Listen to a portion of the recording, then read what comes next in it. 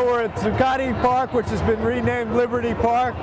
This is Occupy Wall Street. Occupy Wall Street! All day, all week! Occupy Wall Street! All day, all week! There's this movement, Occupy Wall Street, which has spread from Wall Street to other cities. Are you following this movement? The protesters are giving voice to a more broad-based frustration about how our financial system works. If these people don't get together and try to change some of the inequity that's out there, no one's going to do it. It has to be done. There's a sense of desperation, I believe, for working people and working families in this country that the folks that run government just don't get. You know, there's a lot of millionaires in Congress that have no idea.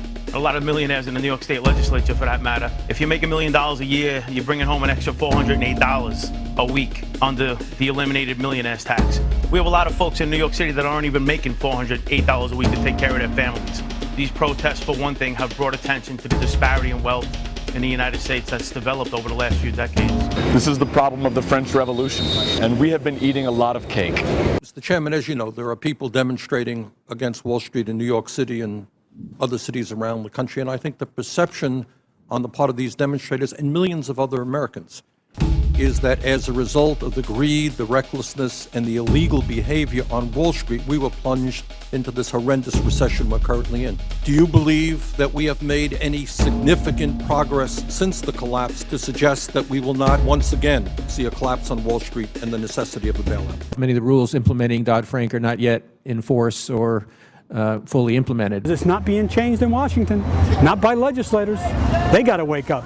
They should be out here camping next to them.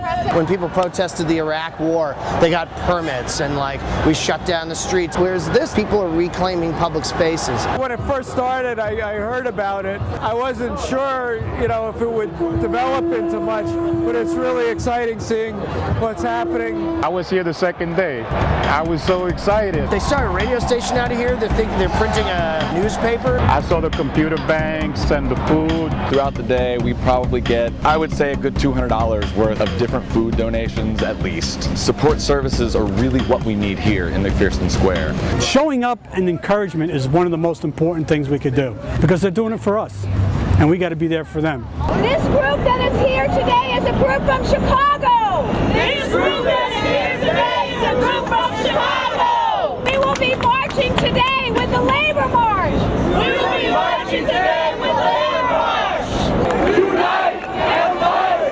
Unite and fight! We are the 99%, and it's time that the 1% made the sacrifice that they've been telling us we have to make. It's important for labor to get involved because we've been fighting this fight for over 100 years. We fight at the bargaining table to improve the welfare of our people, and it's been tougher and tougher. We've got corporate greed. People who are elected to represent us aren't actually representing our interests, but they're representing moneyed interests. These guys have too much power. They want to weaken us. They want workers to accept less and less. It's just a few very wealthy, very powerful people that are oppressing us all.